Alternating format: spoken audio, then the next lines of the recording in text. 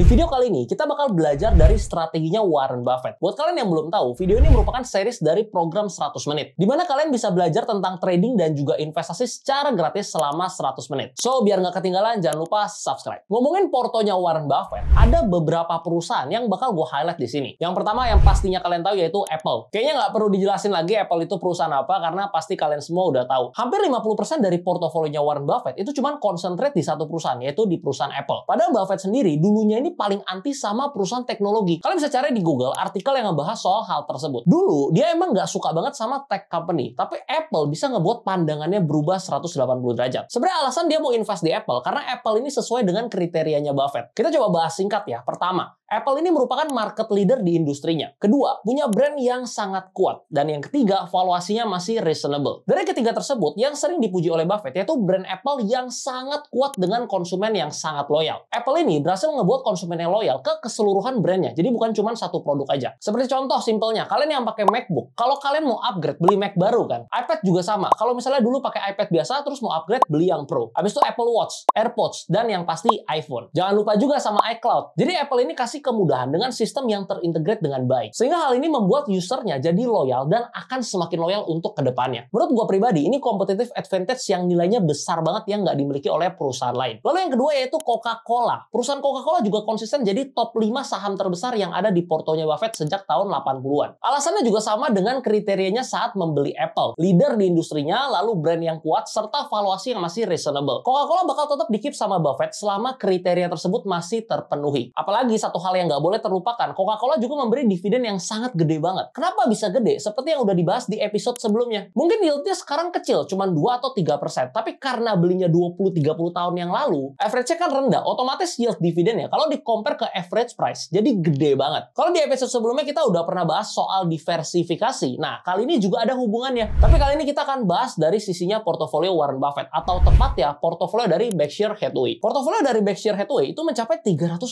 miliar dolar. Jadi udah nggak mungkin dialokasikan ke 2 atau 3 saham aja. Bisa-bisa udah kayak beli perusahaannya secara langsung kalau kayak gitu. Selain itu, ada risk yang harus ditanggung kalau portonya cuma konsentrasi ke beberapa saham aja. Kalau kebetulan saham tersebut turun, maka tidak ada penyeimbang return yang bisa didapatkan. Jadi simpelnya, kalau uangnya gede, lebih susah lagi kelola portofolionya. Kemungkinan besar return yang didapatkan juga nggak bisa segede dulu lagi. Beda cerita nih kalau modalnya masih kecil, invest ke 2-3 saham aja itu masih bisa. Bahkan ke 1 atau 2 saham aja juga masih bisa. Yang penting harus punya conviction atau keyakinan yang tinggi terhadap suatu aset atau suatu saham. Dan juga kemungkinan returnnya bisa lebih tinggi daripada diversifikasi terlalu banyak. Buffett sangat memahami hal ini. Kalau waktu dulu, saat tahun 1950-an, Buffett diperkirakan mempunyai return sebesar 50% per tahun, CAGR ya. Karena pada saat itu, uangnya sendiri yang dia kelola dan modalnya masih kecil banget. Waktu udah mulai gede, WB mulai menyesuaikan resikonya juga secara perlahan. Jadi ini, kalau perspektif dari gua pribadi ya, sebagai investor individual yang dananya masih tergolong kecil, masih miskin, better konsentrasi aja. Nggak perlu pegang sampai puluhan saham, karena dengan concentrate justru bisa membuat performa porto kita jauh lebih baik. Tapi sekali lagi, bukan sembarangan concentrate ya, harus didasarkan dengan analisa yang objektif. Yang ketiga, yaitu beli bisnis, bukan asal beli saham. WB Trade investasinya layaknya membeli sebuah bisnis, bukan membeli selembaran kertas atau saham biasa. Jadi benar-benar strict banget nih dengan kriterianya. Meskipun kita nggak tahu pasti berapa banyak pertimbangan yang dia lakukan untuk berinvestasi, tapi kita tahu bahwa setiap investasi yang WB lakukan selalu mempunyai alasan yang jelas. Sehingga saat mau lepas pun, dia juga memiliki standar yang jelas. Misalnya ada kriteria yang udah nggak sesuai nih, baru lepas sahamnya. Jadi nggak sembarangan take profit, nggak sembarangan buang saham. Hal ini yang ngebuat dia bisa memegang saham seperti Coca-Cola sampai 30 tahun lebih. Karena kriterianya masih terpenuhi dan nggak ada alasan buat dia untuk menjualnya. Saat kita berinvestasi dan menganggap setiap pembelian yang kita lakukan adalah bisnis real yang memang punya value, maka otomatis kita akan melakukan analisa sampai mendalam. Karena kita harus memastikan uang kita benar-benar berada di tempat yang tepat. Jika kita melakukan hal tersebut, maka kita juga punya confidence, conviction, dan juga bisa diamond hand untuk hold suatu saham. Jadi meskipun harganya naik turun secara day to day, atau misalnya turun drastis gitu ya, kita juga nggak takut karena bisa dapat harga yang lebih murah lagi. Keempat, selain laporan keuangan, fokus ke kualitatif juga, yaitu manajemen yang bersih. Selain laporan keuangan, Buffett selalu menekankan bahwa manajemen yang baik adalah kunci dari kesuksesan suatu perusahaan. Dan ini menjadi salah satu kriteria yang penting bagi dia. Di buku yang berjudul The Warren Buffett Way, tertulis bahwa filosofi manajemen yang baik menurut Buffett ada 3. Yang pertama adalah rasional, khususnya pada pada sisi alokasi modal. Kenapa bagi dividen? Kenapa kok nggak reinvest ke bisnisnya sendiri atau melakukan buyback? Harus ada alasan rasional di baliknya. Yang kedua, bagaimana manajemen memandang investornya? Misalnya, bagaimana mereka berkomunikasi, cara mereka mengakui kesalahan, dan apakah mereka transparan mengenai keadaan bisnisnya, baik lagi maju ataupun lagi drop. Dan yang terakhir yang nggak kalah penting yaitu inovasi dari manajemen. Apakah yang mereka lakukan sama halnya dengan kompetitor, atau mereka sering berinovasi dan berusaha membuat segmen baru dalam bisnisnya, atau istilahnya berusaha untuk memunculkan competitive advantage supaya berbeda dari perusahaan kompetitor. Beberapa perusahaan yang ia sukai karena manajemen yang bagus yaitu seperti Microsoft, Apple, dan juga Coca-Cola. Kelima, be fearful when others are greedy and greedy when others are fearful. Ini adalah salah satu quotes yang paling terkenal dari Buffett. Mungkin kalian juga udah sering dengar. Tapi meskipun terkenal, perkataan Buffett ini sangat susah untuk dipraktekkan.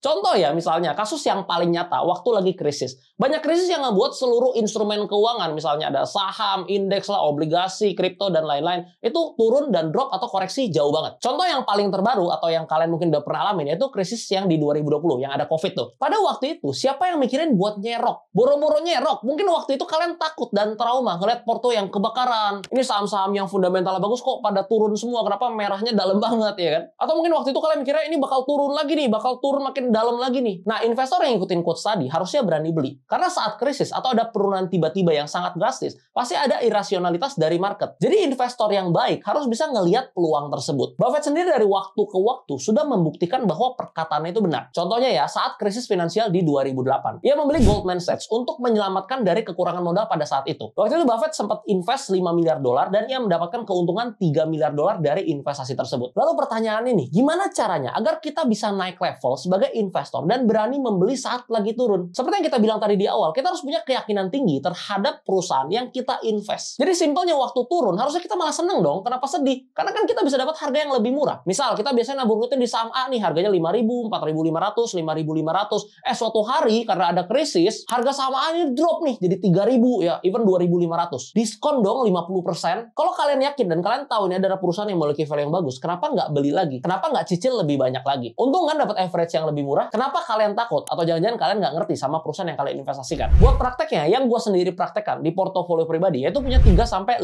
saham. Lalu ada satu saham dengan porsi dominan yang jadi core stock. Even dulu ya, pas baru mulai dengan dana yang super kecil, gue cuma punya 2 saham. Dan cuma nabung ke 2 saham tersebut. Dengan tujuan simpel, yaitu buat concentrate portofolio yang bisa jauh outperform index. Sebenarnya buat bikin portofolio yang gampang, kita bisa pakai fitur pockets yang ada di peluang. Dengan fitur pockets yang ada di peluang, kita bisa langsung buat isi portofolio sesuai karakteristik aset kelasnya, ataupun kita bisa custom juga nih sesuai keinginan kita, yaitu dengan cara pakai fitur create your own pocket. Tinggal atur aja komposisinya seperti apa, dan kita juga bisa aktifin fitur recurring buy. Fitur recurring buy-nya bisa untuk harian, mingguan, atau bahkan bulanan. Jadi dengan fitur ini, nabung rutinnya nggak akan kelupaan lagi. Yang gue pribadi paling suka, fitur recurring buy ini bisa mulai dari $5 aja. Jadi modal kecil pun udah bisa untuk mulai investasi secara rutin. Buat kalian yang belum punya akun peluang, bisa langsung buat via link yang ada di deskripsi. Nanti pas daftar jangan lupa pakai kode REVCUAN buat dapetin bonus 15.000 gratis khusus pengguna baru. Oke lanjut, untuk step analisa saham buat investasi bisa dimulai dari mana? Ini yang masih gue terapin sampai sekarang itu top down analysis. Jadi pertama yang kita perhatikan yaitu secara makroekonomi. Jadi kita lihat nih secara makro gimana kira-kira keadaan makro ini mendukung ke sektor apa. Setelah masuk ke sektor, baru kita analisa sahamnya. Dengan cara ini tentu akan membuat room of error kita jauh lebih rendah. Karena kalau kita udah pilih sektornya tepat, contoh misalnya di tahun lalu di 2022 kita pilihnya sektor energi, sahamnya pada naik semua kan. Atau di tahun 2021 kita pilihnya sektor tech stoknya pada naik gila-gilaan kan. Jadi itulah kegunaan top down analysis. Makro dulu, sektor, baru pilih emitennya. Untuk analisa sahamnya biasa dengan 3 step ini. Yang pertama, lihat dari sisi kualitatifnya dulu, yaitu manajemennya, bisnis modelnya, industrinya, dukungan secara makro, cycle, serta competitive advantage apa nih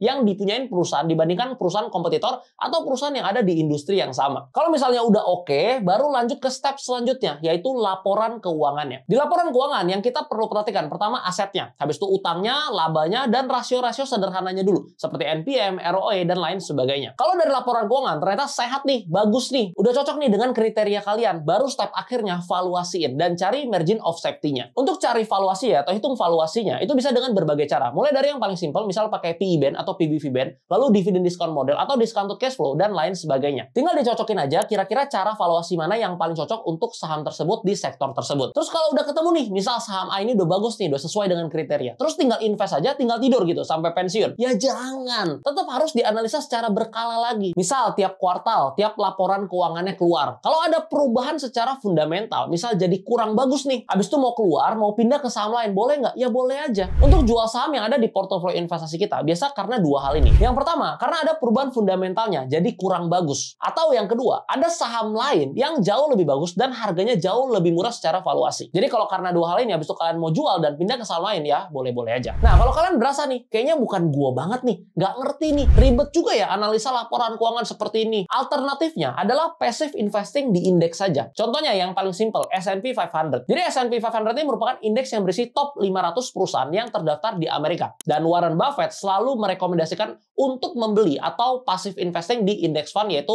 S&P 500 ini. Bahkan pada tahun 2008, dia pernah bilang, dalam 10 tahun ke depan, return S&P 500 akan mengalahkan sebagian besar hedge fund yang ada di Amerika. Dan hal itu akhirnya beneran terjadi. Dalam 10 tahun, dari 2008 sampai 2018, S&P 500 memberikan return sebesar 126%. Lalu, hedge fund memiliki rata-rata return sebesar 36%. Secara historical, S&P 500 memberikan return sebesar 10% per tahun. Jauh lebih bagus dari reksadana di luar sana. Nah, oleh karena itu, Buffett merekomendasikan untuk membeli dan nabung rutin di S&P 500 sebagai passive investing. Karena selama ekonomi Amerika masih bertumbuh, S&P 500 akan menghasilkan return yang sangat lumayan. Kelebihan lainnya adalah kita nggak perlu milih saham satu persatu lagi. Kita nggak perlu menyediakan waktu khusus untuk menganalisa suatu perusahaan. Dan juga udah auto diversified. S&P 500 ini akan menjadi investasi yang cocok jika kita baru masuk ke dunia investasi. Tapi jika kalian sudah memahami cara kerja perusahaan, udah bisa baca laporan keuangan perusahaan, udah bisa cari harta karun nih, ibaratnya di market dan hal lainnya, tentu ada potensi yang lebih besar ketika kita melakukan stock picking secara mandiri. Benchmarknya apa nih? Ya balik lagi ke indeks. Kalau mau stock picking berarti harus bisa outperform indeks. Kalau misalnya nggak bisa, ngapain capek-capek? Mending invest rutin aja di indeks, lebih simple dan nggak buang waktu. By the way, di Peluang kita bisa beli indeks seperti S&P 500 dan juga Nasdaq 100. So, buat kalian yang belum punya akun Peluang, mending buat sekarang juga karena ada bonus 15.000 gratis khusus pengguna baru. Linknya udah ada di deskripsi. Jangan lupa pas daftar pakai kode refnya cuan buat dapetin bonusnya yaitu Rp15.000. Oke, itu dia episode kelima soal strategi Warren Buffett. Kalau masih ada yang kurang jelas, langsung tanya aja di kolom komentar. By the way, kalau kalian nggak tahu, banyak video di channel YouTube ini yang gua buat sesuai request dari kalian. Jadi kalau kalian mau request video tentang apapun seputar keuangan, seputar investasi, dan juga trading, langsung komen aja di bawah. Karena kalau topiknya menarik, pasti gue bakal buatin videonya. Jangan lupa subscribe dan nyalain loncengnya biar nggak ketinggalan episode berikutnya. Salam cuan!